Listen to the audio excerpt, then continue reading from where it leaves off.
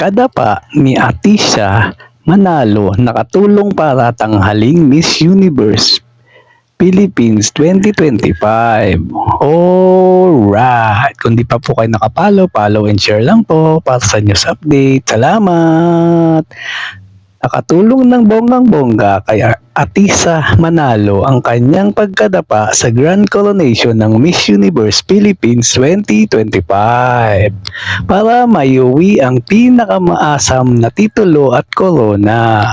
Marami ang nagsasabi na sa halip na makasira sa pagrampa ni Atisha ang pagkadapa sa evening gown competition ng naturang national pageant ay nagkaroon pa ito ng defining moment para siya ang tanghaling reyna this year. Ayon kay Atisa, hanggang ngayon daw ay hindi pa rin siya makapaniwala na siya ang tinanghal na Miss Universe Philippines 2025.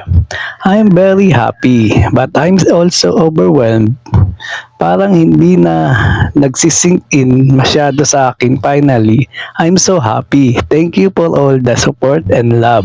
I really felt it all throughout ang pahayag ng dalaga sa panayam ng 24 oras weekend. Inalala rin ni Atisa ang kanyang agaw eksenang dapa moment habang lumarampa sa evening gown competition ng pageant. Hindi ko nga alam eh. I think I'm still on adrenaline. I don't know kung kamusta yung paa ko. But laban lang, say ng dalaga. Pero anya, malaking tulong ang pagkakadapa niya para mas maging palaban sa contest lalo na pagdating ng question and answers portion. Ang tanong sa kanya, they say that a good leader leads by example.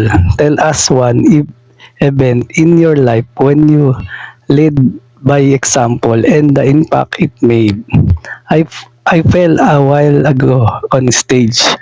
And the things with me is whenever I fall in life, I always make sure I come back stronger.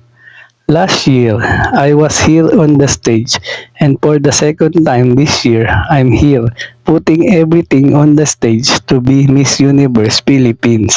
Ang sagot ni Atisa. Si Atisa ang magiging representative ng Pilipinas sa gaganaping Miss Universe 2025 sa darating na November sa Thailand. Ito ang ikalawang paglaban niya sa Miss Universe Philippines. Last year, nanalo si Atisa bilang Miss Cosmo Philippines at umabot sa top 10 ng naturang international pageant. Taong 2018 naman nang sumali siya sa Binibining Pilipinas at naging bet ng bansa sa Miss International at hinirang na Miss First Runner-Up. Samantala, first runner-up naman sa Miss Universe Philippines 2025 si Winwin Marquez habang si Liana Marie Aduana ang second runner-up at si Chelsea Fernandez naman ang nagwaging Miss Cosmo Philippines 2025. At yan ang totoo. Thank you for watching po. Follow for more video. Salamat!